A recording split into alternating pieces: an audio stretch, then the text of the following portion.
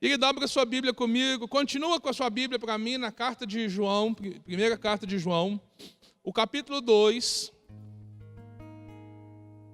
E eu quero descer um pouco mais no capítulo 2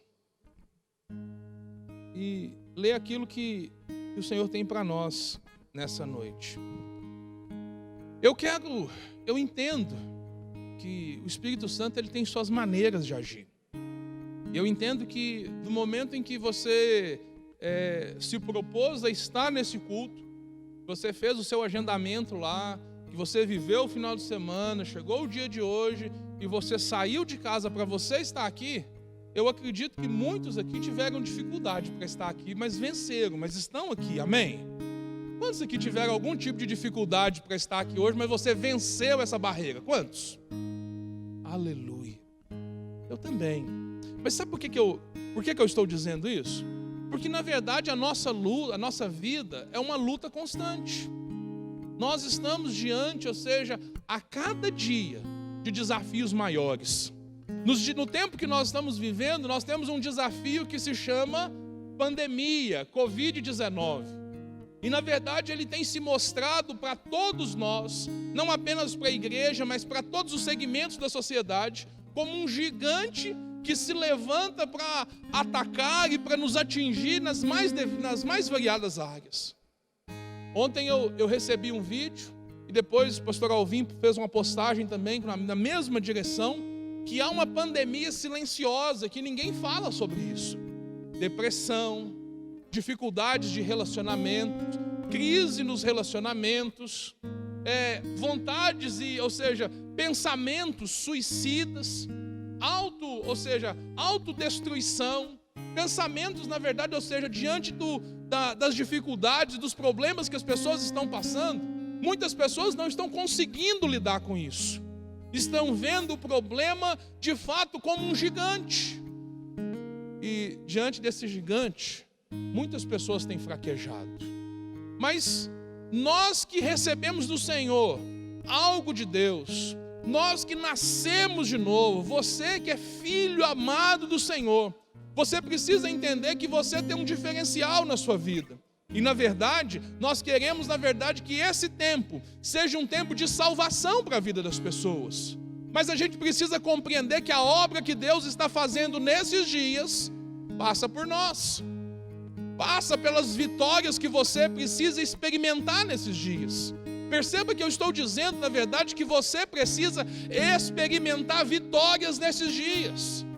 Porque viver vitórias, viver situações de bênção, quando tudo está bom, quando tudo está favorável, ou seja, prosperar quando a economia está está indo de vento em polpa, que diferença isso faz? Está todo mundo prosperando. Agora, a Bíblia nos ensina que no tempo de crise, nós vemos que muitos servos do Senhor, eles prosperaram. Eles entenderam, na verdade, a crise como uma oportunidade para crescer, uma oportunidade para experimentarem o novo de Deus, para experimentarem, ou seja, aquilo que eles receberam de Deus, colocarem em prática. Por que eu estou dizendo isso? É bem verdade que muitos cristãos, e eu quero infelizmente dizer isso, que infelizmente a maioria dos cristãos, eles não usam praticamente nada daquilo que está disponível para eles. Querido, quando você recebeu Jesus como Salvador da sua vida, você nasceu de novo e você recebeu uma unção do Senhor. Uma unção para que você possa viver a sua vida com base, e impulsionado por essa unção. Mas muitas das vezes, diante dos problemas, o que é que nós fazemos? Nós esquecemos disso, nós não consideramos isso e ficamos sofrendo com isso. O apóstolo João, no capítulo 2 da sua primeira carta, ele escreve para nós, nos versos 26, a partir do verso 26, 1 João capítulo 2, verso 26, ele diz o seguinte: escrevo estas coisas a respeito daqueles que querem enganar. 27. Quanto a vocês, a unção que receberam dele permanece em vocês. E não precisam que alguém os ensine, mas como a unção dele recebida, que é verdadeira e não falsa, os ensina acerca de todas as coisas. Permaneçam nele, como ele os ensinou.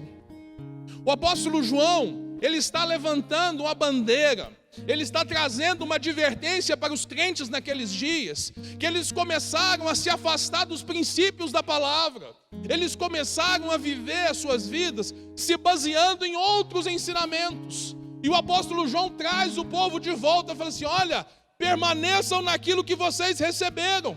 E do que ele está falando? Do ensino dos apóstolos, do ensino que foi ministrado para os apóstolos a partir do nosso Senhor Jesus Cristo, que fez com que a igreja dos primeiros dias alcançasse todo o mundo antigo em poucos anos, fez com que a igreja pudesse prosperar diante da perseguição, que fez com que a igreja experimentasse milagres talvez nunca antes visto. Vocês conseguem imaginar que logo no princípio, quando eles receberam, quando a promessa de Joel se cumpriu na vida dos discípulos, ali no Pentecoste, no capítulo 2 de Atos, Pedro se levanta, e Pedro era uma pessoa que tinha dificuldade com as palavras. Ele era eloquente na sua fala, mas ele era um pescador, alguém poderia falar assim, ele era um matuto. Mas aquele matuto estava cheio do Espírito Santo. E quando aquele matuto se levantou para falar, 3.000 pessoas se converteram. A promessa que Jesus havia feito a eles se cumpriu. E qual era a promessa? Pedro, abandona as coisas desse mundo. Olha, você é pescador, não é? Você é pescador bem sucedido. Mas presta atenção, eu vou fazer você um pescador de homens. Naquele dia, quando Pedro lançou a rede, ele não lançou a rede no mar, ele lançou naquela multidão, e 3.000 pessoas se converteram. O que é isso? É o poder da unção que ele havia recebido. Recebido de quem? Da parte do próprio Senhor. Unção que nós recebemos, que você recebeu. E muitas das vezes o que nós fazemos? Nós deixamos de lado e começamos a tentar resolver as coisas do nosso jeito. Que Deus te trouxe nessa noite aqui para posicionar você naquilo que Ele te chamou para viver. Deus deseja que você viva o melhor neste tempo. Deus deseja que você desfrute de vitórias em todas as áreas da sua vida. Você não entendeu? Nós estamos vivendo aí um tempo de pandemia. Dinheiro está curto. Pessoas estão perdendo o emprego. E Deus está falando para você hoje que Ele quer que você desfrute do melhor dos seus dias. Você precisa crer nisso. Você precisa acreditar nisso. Querido, houve muitos exemplos, mas eu quero usar um exemplo nessa noite que ele é conhecido demais, que é de fato, ou seja, nós estamos falando de gigantes. Eu quero te mostrar a posição que você deve ter diante dos gigantes que você está enfrentando. E ninguém melhor para a gente se espelhar do que o próprio Davi. Porque Davi foi alguém que fez o quê? Talvez o feito que mais ficou famoso de Davi foi ele ter derrotado o gigante Golias. E na verdade, ou seja, nos nossos dias, você também está lutando com seus gigantes. Você está olhando para essa situação aí e eu não sei quais são os seus pensamentos. Mas, enfim, como é que você planeja enfrentar todas essas coisas? Como é que você planeja passar por esse tempo? Porque lá fora está aí uma realidade nua e crua. Os dias são difíceis. Nós não temos, olhando do lado natural, nós não temos uma vacina para resolver o problema do vírus. Nós não temos alguém que possa resolver, ou seja, orientar as pessoas. Nós vemos, na verdade, que infelizmente nosso país, em especial, vive um problema de lideranças. As pessoas, um órgão, um poder, querendo mandar mais do que o outro. E a gente vendo interesses pessoais estando acima do interesse da nação. Como que a gente lida com isso? Qual que é o poder que nós temos para influenciar isso? O que que nós podemos fazer para vencer essa situação? Eu quero dizer aquilo que o apóstolo Paulo nos ensinou, que as nossas armas, elas são espirituais, e elas são poderosas em Deus, e são capazes de nos ajudar a vencer e a desfazer as obras do maligno. Entenda uma coisa: toda essa situação de maldade, dificuldade, de problemas, a origem disso não é em Deus. A origem disso é no inimigo das nossas almas. Porque a Bíblia fala que a nossa luta não é contra seres humanos, não é contra carne e sangue, mas contra as hostes espirituais da maldade. Vidas estão sendo ceifadas por tantas dificuldades, mas eu e você, nós podemos nos posicionar do outro lado da balança para abençoar a vida das pessoas e para desfrutar daquilo que Deus tem para nós. Quando Davi se viu de frente daquele gigante, e aí, talvez eu gostaria que você fizesse um exercício, e você pensasse, você trouxesse a sua memória agora, como é que você enfrenta as suas lutas? Como é que você enfrenta os seus gigantes, os seus problemas? Porque na verdade o que é que acontece? Nós vemos que as pessoas, elas estão muito passivas nessa luta. Como que Davi se posicionou diante de Golias? Será que Davi não considerou a ameaça que representava Golias? É lógico que ele percebia todas essas coisas.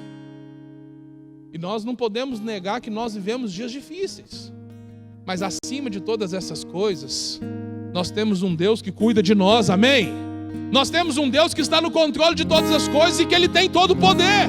E que Ele é capaz de fazer infinitamente mais do que tudo que nós pedimos ou pensamos. Querido, isso não pode ser um versículo apenas que você sabe de cor. Isso precisa ser prático na sua vida. Precisa ser algo que está diante dos seus olhos, que você vive, que você desfruta disso. Mas o que impede a gente de ter experiências com Deus nessa área? O que impede a gente, muitas das vezes, de andar em vitória e de superar esses gigantes? É o posicionamento que nós temos diante do problema. 1 Samuel, capítulo 17, abre a sua Bíblia comigo. O texto diz o seguinte: Samuel faz uma narrativa aqui do problema. E ele diz o seguinte, verso 4 do capítulo 17. Um guerreiro chamado Golias, que era de Gade, veio do acampamento filisteu. Qual que era o tamanho do problema? Ele tinha 2,90 metros de altura. Ele usava um capacete de bronze. De que é o capacete? De que é o capacete? Bronze. Muito bem. Ele vestia uma couraça de escamas de que era essa couraça? Era de bronze. E ele usava um capacete de bronze, vestia uma couraça de escamas de bronze que pesava 60 quilos. Nas pernas, usava caneleiras de bronze. Pendurado nas costas, a haste de sua lança era parecida com uma lançadeira de tecelão, e a sua ponta de ferro pesava 7,2 kg. O seu escudeiro ia à frente. Esse era o tamanho do problema. Esse era o tamanho do problema. Agora, querida, a Bíblia ela é fantástica, sabe por quê? Porque nada está na Bíblia por acaso. Quando nós olhamos para os materiais, ou seja, nós estamos vendo aqui que na sua maioria, a armadura dele, as armas dele, o que ele tinha para se proteger era tudo de bronze. E na Bíblia, ouro, prata e bronze tem símbolos interessantes.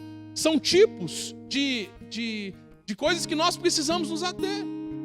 O ouro na Bíblia está relacionado com o quê? Com a glória de Deus. Quando você olha para o tabernáculo, você vai perceber que a grande maioria do tabernáculo era feito de quê? De ouro. Porque a ideia era de representar a glória de Deus naquele lugar. No tabernáculo também havia prata. E a prata foi usada no tabernáculo para quê? Para que os fundamentos do tabernáculo fossem estabelecidos com base na prata. Por quê? Porque a prata fala de redenção, de perdão dos nossos pecados. Fala, ou seja, da obra redentora do nosso Senhor Jesus Cristo. Foi por 30 moedas de prata que o Senhor foi vendido. O que ele fez, na verdade? Ele comprou a nossa dívida, ele pagou a nossa dívida, amém? Nós somos redimidos por ele. Pastor, e o bronze? O bronze fala de maldição, de acusação. No tabernáculo havia bronze? Havia. Sabe aonde? Aonde era realizado o sacrifício. No altar de sacrifício era de bronze. A pia do altar de sacrifícios também era de bronze. Porque lá é que era executado o quê? O juízo diante do pecado. As pessoas levavam o cordeiro e o cordeiro era imolado aonde? No altar, que era de bronze. E a Bíblia fala que o salário do pecado é a morte. Quando a gente olha para Golias, nós vamos perceber que Golias, ele tipifica algo para nós, que talvez seja o maior gigante que as pessoas estão enfrentando nos nossos dias. É o gigante do que? Da acusação. É a maldição que vem sobre as pessoas e fazem com que eles façam o quê? Eles se encontrem numa posição que eles julgam que não podem receber a bênção de Deus. Por quê? Porque não são dignos, porque estão em pecado. Golias, revestido de bronze, fora enfrentar o povo de Israel. Os israelitas, de forma geral, olha o que o texto continua dizendo. Golias parou e gritou às tropas de Israel: por que vocês estão se posicionando para a batalha? Não sou eu um filisteu? E vocês, os servos de Saul, escolham um homem para lutar comigo. Se ele puder lutar e vencer-me, nós seremos seus escravos. Todavia, se eu vencer e o puser fora de combate, vocês serão nossos escravos.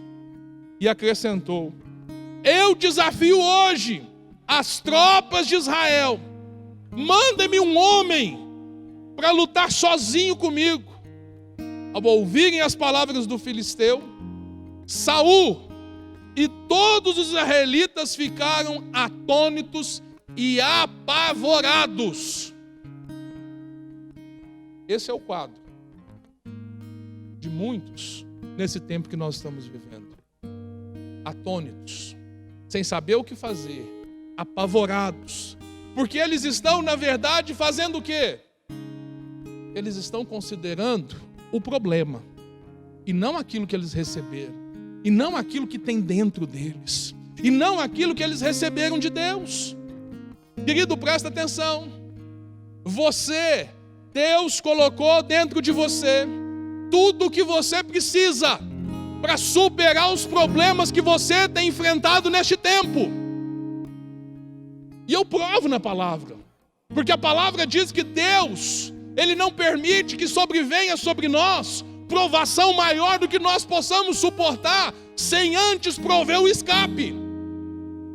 Sabe o que eu quero dizer? Que essa pandemia que nós estamos enfrentando, nós vamos vencer ela. Na verdade, querido, nós não vamos vencer, nós já vencemos. Porque a Bíblia fala que nós fomos abençoados em Cristo Jesus com todas as bênçãos nas regiões celestiais. A bênção já é nossa. Por quê? Porque a Bíblia diz. Aí o que acontece? Qual que é o exercício que a gente tem que fazer? A gente tem que crer. A gente tem que crer. Mas mais do que crer, nós precisamos colocar a nossa fé em prática. Porque a fé, sem a prática dela, querido, não tem valor. Nós não podemos apenas ser conhecedores das teologias, das doutrinas, do ensinamento bíblico. Nós precisamos colocar em prática. E olha, essa é uma oportunidade para você colocar em prática a sua fé, para você exercer a sua fé. Querido, talvez você ficou desempregado nesses dias. Querido, talvez a gente não percebe. Mas se existe algo que tem escravizado as pessoas, é algo que se chama estabilidade. Porque a pessoa que tem estabilidade, ela não quer crescer. Ela quer se manter estável. Do jeito que tá bom. E muitas das vezes o que acontece? A segurança da estabilidade, ela muitas das vezes nos impede de perceber que existem coisas maiores que Deus está reservando para nós. Querido, se você perdeu o emprego nesses dias, eu quero que você entenda o seguinte: Deus tem um propósito para todas as coisas, e Deus ele pode te colocar numa posição maior e melhor do que você estava antes. Abra os seus olhos e comece a enxergar a partir do quê? Da perspectiva de Deus. Pastor, mas como assim que um momento de desemprego pode ser uma bênção? A Bíblia fala que nós sabemos que em todas as coisas que Deus quer, Ele faz com que todas as coisas cooperem para o nosso bem. Então entenda o seguinte: às vezes uma porta está se fechando aqui, mas o Senhor está abrindo uma porta muito maior ali. E o que é que você precisa fazer? Você precisa crer, mas crer subentende que você tem que agir. Você tem que confessar a palavra. Você tem que confessar aquilo que você crê. Os seus lábios precisam ser fonte de bênção para a sua vida. Quantas das vezes o inimigo tem usado os nossos próprios lábios para amaldiçoar as nossas vidas? Às vezes quando você pega o recurso que você tem por mês, o recurso que vem nas suas mãos, em vez de você abençoar aquele recurso, você já amaldiçoa ele. Essa miséria não vai dar para nada. Querido, pare de emprestar os seus lábios para aquele que só quer destruir a sua vida. Nem de brincadeira. Querido, é uma tragédia muitas das vezes o que muitos cristãos têm feito. Por quê? Porque eles deixam que os seus lábios sejam fonte de quê? De maldição. Quando Davi, olha, estava todo mundo com medo, estava todo mundo sofrendo, todo mundo com dificuldade. Davi ouviu as ameaças do gigante. E presta atenção, já tinha 40 dias que esse gigante estava afrontando o povo. E Saul, seus guerreiros, ninguém fazia nada. O Davi, pastor de umas poucas ovelhas de seu pai, foi levar queijo para os seus irmãos, alimento. E aí quando chegou e viu aquela situação, querido, ele não ficou olhando para o tamanho do gigante. Ele não ficou assim: nossa, mas você é grande mesmo, hein? Nossa, mas que problemão. Ai, como é que vai ser? Ai, realmente, não tem como lutar com você não. Não, vamos tentar um acordo de paz aqui. Vamos tentar uma negociação aqui. Querido, não tem negociação com o inferno. Não tem negociação com o inimigo. Davi não negociou. Davi chegou para ele e disse o seguinte: olha, hoje, os seus restos mortais vão servir de alimento para as feras do campo. Hoje, você vai ser derrotado. Hoje, acabou o problema. Mas por que ele fez? Por que ele estava agindo dessa forma? Porque ele entendia aquilo que estava dentro dele. Querido, você vive num momento privilegiado. Sabe por quê? O que Davi tinha diferente dos outros? Eu sei que muitas das vezes, quando a gente fala sobre isso, quando a gente fala que você precisa declarar a bênção de Deus sobre a sua casa, que você tem que declarar a bênção de Deus, que você tem que afirmar, que os seus lábios precisam professar, e de fato nós falamos que as suas palavras têm poder, tem muitas pessoas que são resistentes a isso, porque falam o seguinte: pastor, lá fora, no mundo, eles ensinam isso também, isso tem nome, confissão positiva, que eles ensinam o quê? Que você tem que dizer: eu sou bom, eu sou bom, eu sou bom, eu sou bom, eu sou bom, e aí você vai ficar bom. Ou a lei da atração, o segredo. Tem um monte de filosofia natural que imita esse princípio bíblico, mas tem um valor que eles não têm lá fora. Romanos vai nos ensinar o seguinte: eu criei, por isso eu falei. Coríntios 16, eu criei, por isso eu falei. Você precisa verbalizar aquilo que você crê. Davi verbalizou aquilo que ele cria. Qual que era a fé dele? Que de fato ele ia vencer o gigante. E qual foi o resultado? Ele venceu. Ele venceu a acusação, mas por quê? Porque ele creu. Qual que é a diferença de muitos que vencem os seus problemas, que vencem as suas lutas, e outros que estão sendo derrotados dia após dia? É porque muitas das vezes você não verbaliza aquilo que Deus já afirmou a seu respeito. Você precisa dizer e declarar e confessar aquilo que Deus diz a seu respeito. A seu respeito, o Senhor diz: olha, esse é meu filho amado, em quem eu tenho prazer. Deus tem prazer na sua vida, Deus tem alegria de te ver, Deus ama você profundamente. Agora, eu quero te fazer uma pergunta. Você acha que daqueles homens todos que estavam lá, qualquer um deles poderia ter falado aquilo para Golias e teria o mesmo resultado? O que você acha? Teria ou não teria?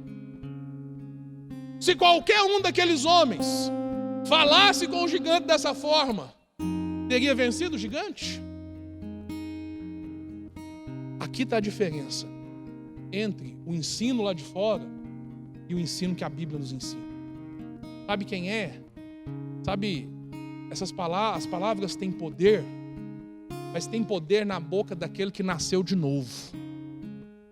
Tem poder na boca daquele que nasceu de novo, aquele que recebeu Jesus como Salvador, aquele que recebeu da unção, que é verdadeira e não é falsa, e que te capacita para realizar todas as coisas. Mas aí você fala assim: mas pastor, e Davi?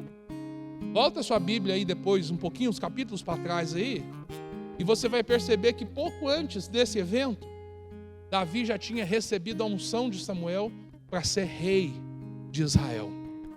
No Antigo Testamento era diferente.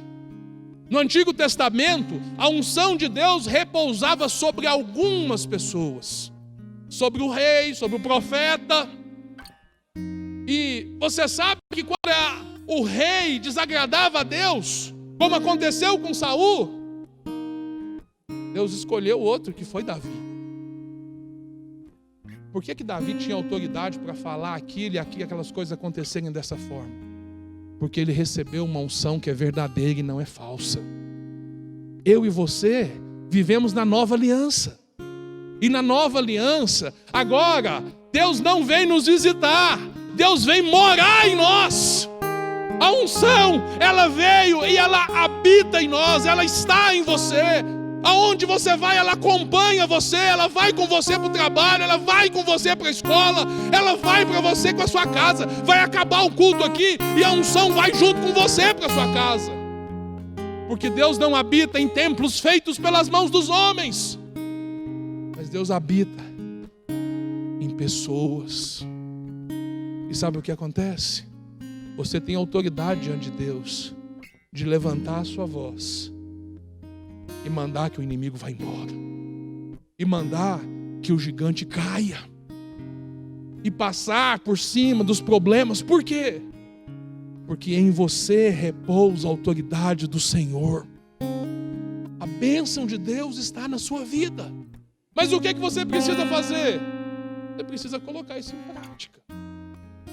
Você precisa começar a liberar a bênção de Deus através dos seus lábios. Quando você verbaliza aquilo que você crê a partir do que a Bíblia nos ensina, querido, você vai ativar isso na sua vida. Eu não sei qual é o problema que você está vivendo. Eu não sei qual é o gigante que você está inventando nesses dias.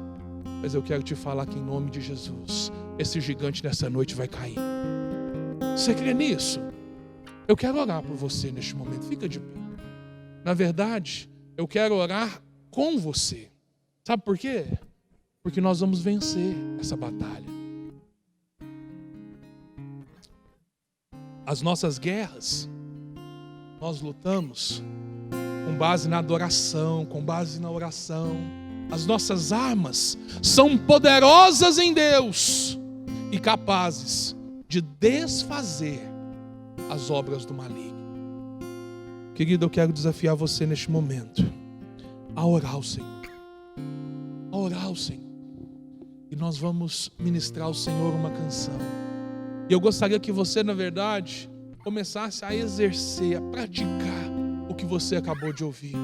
Enquanto você adora, eu gostaria que você já fosse liberando o favor de Deus sobre essas áreas, para que você possa vencer essas barreiras. Deus cuidará de você. Deus é sua provisão.